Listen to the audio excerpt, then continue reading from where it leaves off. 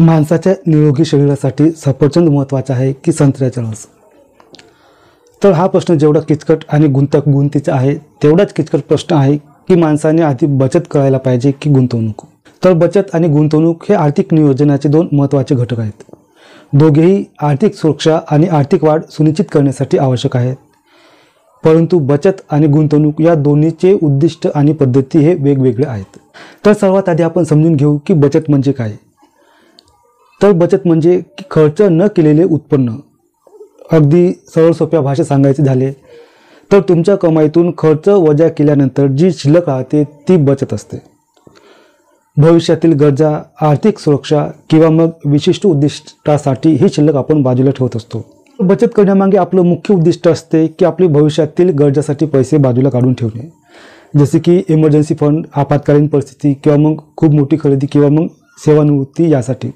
आणि ही बचत आपण बँक खात्यात पैसे जमा करून, मुदत ठेवी ठेवून, ज्याला आपण म्हणतो फिक्स डिपॉझिट, किंवा मग सरकारी योजनांमध्ये गुंतवणूक करून करत असतो. तर या काही पद्धती आहेत बचत करण्याचा. बचत करताना आपण ते पैसे गमावण्याची जोखीम खूप कमी असते, परंतु वाढत्या महागाईमुळे पैशाचे मूल्यही कमी होऊ शकते. आणि आपण बचतीवर परताव्याची गोष्ट काढली तर परतावा हा खूप कमी मिळत असतो बचती मागे. परंतु आपली जी बचत आहे ती सुरक्षित राहते 100%. तर ही होती बचतीविषयी थोडक्यात माहिती. त्यानंतर आपण समजून घेऊ गुंतवणूक म्हणजे काय. तर गुंतवणूक म्हणजे भविष्यातील अधिक संपत्ती मिळवण्याच्या उद्देशाने आज काहीतरी मूल्यवान समजा, किंवा मग पैसे, वेळ किंवा मग तुमची मेहनत, श्रम, तर यासारख्या वस्तूचा गुंतवणूक करणे. याला सुद्धा सोप्या भाषेत सांगायचं झालं तर आज तुमच्याकडे असलेले पैसे किंवा संसाधने अशा ठिकाणी वापरणे जिथे त्याची वाढ होण्याची किंवा तुम्हाला भविष्यात जास्त फायदा मिळवून देण्याची शक्यता असते, आणि यालाच आपण गुंतवणूक म्हणत असतो. तर गुंतवणूक करण्यामागे आपले जे मुख्य उद्दिष्ट असते ते असते की पैशातून अधिक पैसे कमवणे, म्हणजे पैशातून पैसे कमवणे, म्हणजेच आपली संपत्ती निर्माण करणे. आणि ही गुंतवणूक आपण शेअर बाजार, ज्याला आपण म्हणतो share market, mutual fund, real estate किंवा सोने यात गुंतवणूक करून करत असतो. तर गुंतवणुकीचा विचार करताना आपण जोखमीचा विचार केला तर हा जास्त असतो, परंतु जास्त परतावा मिळण्याची शक्यता सुद्धा दाट असते. आणि आपण गुंतवणुकीमध्ये परताव्याचा विचार केला तर बचतीच्या तुलनेत जास्त मिळत असतो, परंतु गुंतवणुकीतील परतावा हा पूर्णपणे बाजारातील चढ उतारावर अवलंबून असते. तर गुंतवणुकीचे प्रकार पाहतो म्हटलं तर शेअर बाजार, कंपन्याच्या शेअर्समध्ये गुंतवणूक करून, म्युच्युअल फंड, ज्यामध्ये जे तज्ज्ञ लोक असते ते तज्ज्ञ लोकांच्या मार्गदर्शनाखाली व्यवस्थापित केलेल्या विविध गुंतवणुकीचा एक संग्रह असतो, त्याला आपण म्हणू शकतो म्युच्युअल फंड. त्यानंतर रिअल इस्टेट, जमीन, घर किंवा व्यावसायिक मालमत्तामध्ये गुंतवणूक करणे, किंवा मग गुंतवणूक करण्याचा आणखी एक लोकांमध्ये प्रचलित एक आहे आणि तो म्हणजे सोने, गोल्ड. तर सोन्यात गुंतवणूक करणे हे एक सुरक्षित गुंतवणूक मानली जाते, समजले जाते.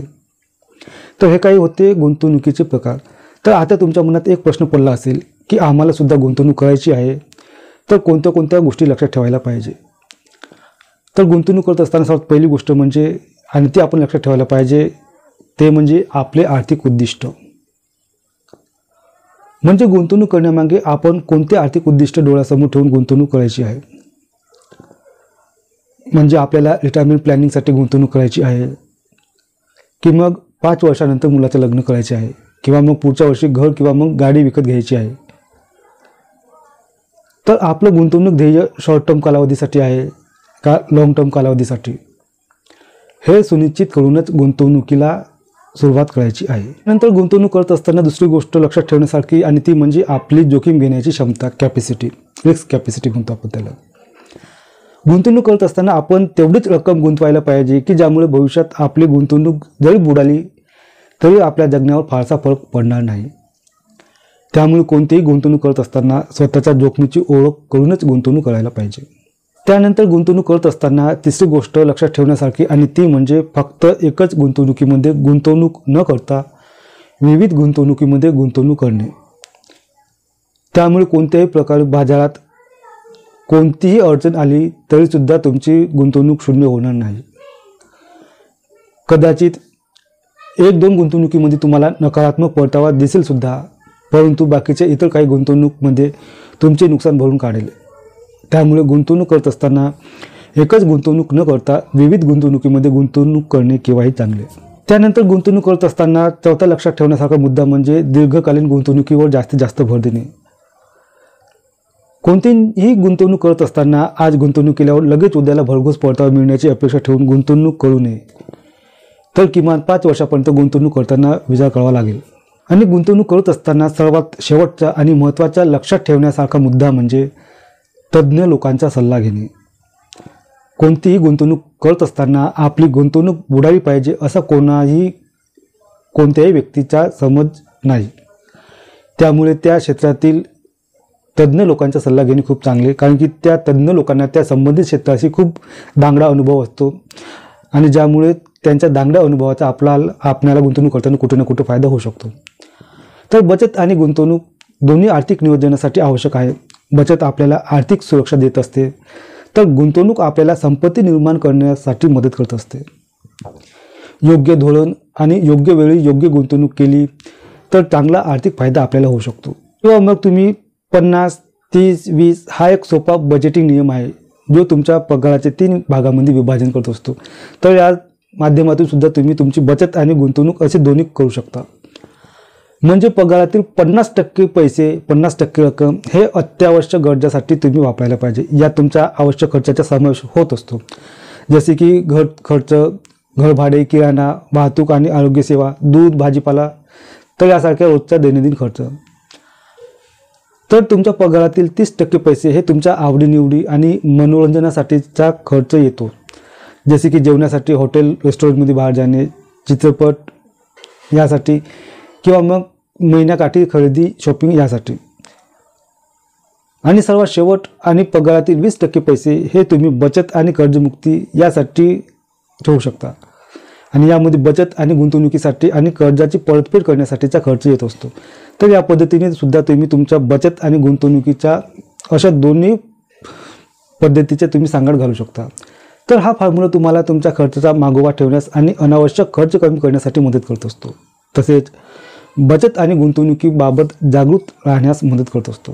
तर मग काही लोकांना वाटत असेल की बचत नेमकी किती असायला पाहिजे आणि किती बचत आपल्याकडे असल्यानंतर आपण गुंतवणुकीकडे वळायला पाहिजे. तर आपल्याला महिन्याचा खर्च किती येतो? समजा आपल्या महिन्याचा खर्च आहे 10,000 रुपये, तर जवळपास 1 वर्षाकरता आपल्याला लागणार आहे जवळपास 1,20,000 रुपये.